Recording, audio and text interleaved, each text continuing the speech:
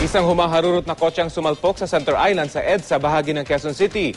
Ang driver ng kotse nakainom umano mula sa diniluhang Christmas party. Balitang hatid ni Oscar Oida. Walang kalaban-laban ang Center Island na ito nang suyulin na isang humaharurot na kotse sa panulokang ito ng EDSA Timog Avenue sa Quezon City pasado 1:00 ng madaling araw. At bagamat nawasat ng husto ang unahan ng naturang kotse, tumuloy-tuloy ito sa pag-arangkada patungo sa direksyon na mga tawa ng DPWH na nooy nag-e-espalto sa lugar. Bago pa niyan, sumalpok na ito sa likuran ng isang kotse. Sumabog po yung gulong niya, tumama sa Center Island. Tapos dumiretso rito, takbuhan nung mga kami ron eh. Natakot kami, kala namin sa amin didiretso, kaya tinamaan yung kotse.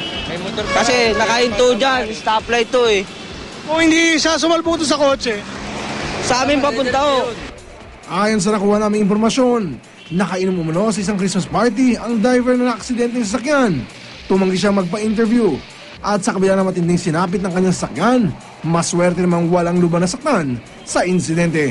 Oscar Oida, GMA News.